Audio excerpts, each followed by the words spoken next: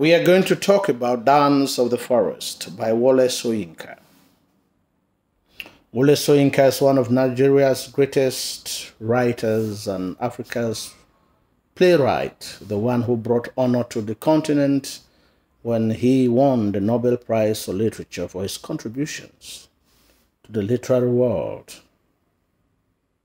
A critic who has suffered so much persecution from the various military rulers who ruled Nigeria for many years, a humanist and environmentalist. And although he happened to have had some Western influence, like Christianity and Western education, he is very glued to Yoruba culture and tradition, which he does not waste time to showcase in most of his plays, such as the Trials of Brother Jero, the Swamp Dwellers, and A Dance of the Forest. This is a play that was commissioned as part of the celebrations of Nigerian independence. The play brought divisive sentiments to many Nigerians and polarized them because of its indictment on political corruption at the time in the country. Although a newly independent country, the elites had hijacked politics and they had become very corrupt. And it was evident that with such manner of governance, Nigeria could not experience meaningful development. And so people like Soyinka were out to denounce these corrupt practices. The play owes much of its existence to Yoruba folklore, through which Soyinka reconnects to his homeland upon return from England. The play is an invocation of the spirit of the dead by some mortals with the hope that they can get good advice from the spirits. Nevertheless, they realize that the spirits are just as petty and flawed as mortals. It should be noted that in most African communities, it is very clear that there is a clear and harmonious relationship that always exists between the living and the dead. And the living worship their dead because they can send them messages on how they should live their lives. The play serves as a caution to Nigerians and Africans at large, reminding them to be critical and seeking, and warns them against being complacent with Western values. The play also provides an insight not to sentimentalize the pre-colonial life too much and stay vigilant to the modern changes. So in effect, Soyinka wants that Africans should adapt with the modern changes and realities as history evolves. We should not glue ourselves to what Africa used to be, because modernity has its own positive sides too.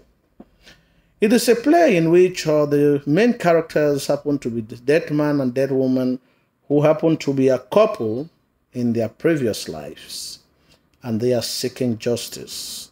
And by this, Soyinka brings in Yoruba folklore and traditional beliefs that they feel that a human being, what you are in present, might be a reflection of the life you had lived before. And these people have suffered some injuries in the hands of a cruel and tyrannical emperor, Mata Karibu, and his queen, and they seek justice by coming back to meet the living. The setting of the play is in the forest, which is, of course, the dwelling place of the spirits and the ancestors. It is so because Soyinka wants to show the connection that exists between spiritual life and physical life. We also have Forest Head, who is disguised in human form and invites the characters to join the dance to welcome dead man and dead woman. And another main character is Ishoro, a wayward spirit who seeks revenge for the death of Oremole, Demoke's apprentice, and interrupts the activities, claiming that Demoke had killed him by pulling him off the top of the araba tree they were carving, causing him to fall and die. Ogun, the gun of carvers, stands up for Demoke to defend him against Ishoro's claim. Information is given that Demoke had encouraged the cutting of the Araba tree, and there had been a great fire that had caused the deaths of many. He carefully pieces in some information, and the introductory part of the play is done by Aroni. The play begins in a cleared portion of the forest as dead man and dead woman pushed the earth with their heads and comfort. Dead woman is still pregnant as she had been in her previous life, and she is the wife of dead man in their former life, but they do not seem to see each other.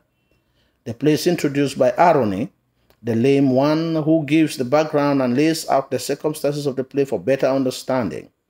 He also introduces the characters, beginning with the dead man and dead woman, who are a couple and had suffered in the hands of Mata Karibu. We also have Rula, a prostitute woman whom in her previous life had gone by the name Madame Tortoise, and the wife of Mata Karibu. It should be noted that she had abandoned her previous husband, another chieftain, to fall in love with Mata Karibu, and she had caused the death of many young men who had sought her comfort and her love. Next to her is Adenebi, who is a court orator, and he is oblivious to the existence of the dead. He also used to be court poet during the reign of Mata Karibu and a court clerk in his present life. Next is Agboreko, who is the order of sealed lips and who had made sacrifices for the forest head. Forest head disguises as a mortal and assumes the role of Obaneji. Aroni has secured the dead man and dead woman as two spirits of the restless dead. In the introduction, Aroni declares that he knows whom the dead ones are when he says, they are the guests of the human community who are neighbors to us of the forest.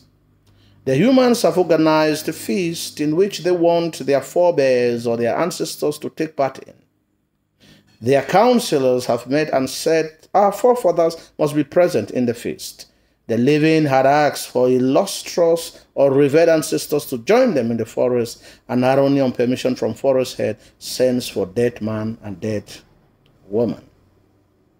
The choice of these two is not accidental. They are linked with violence and blood in the past.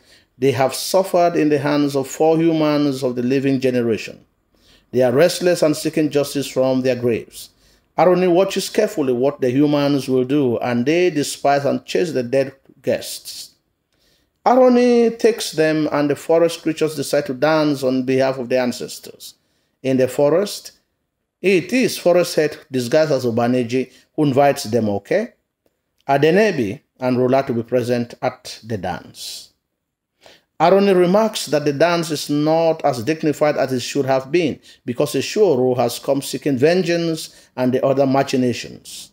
Eshuro is a wayward spirit who is invoked to strike terror when necessary. Unfortunately, he will not have this way because Ogun protects all carvers and workers of metal. Ogun is the god of metals. The human community also resolves that the symbol for the union between humans and the dead be carved. They decide to carve a sacred tree of Oro, the Araba, and cuts off its top. Oremole is a disciple of Oro, an apprentice to Demoke, who does not support such sacrilege to be committed on the sacred tree.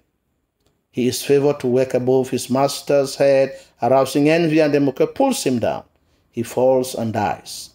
The carving of the Araba angers Eshuro, who is particularly bitter with Demoke. This clarification is important to show the link between the living and the dead and to show what inspires such a meeting. The meeting is for a union between the living and the dead so that they can communion and share a common goal.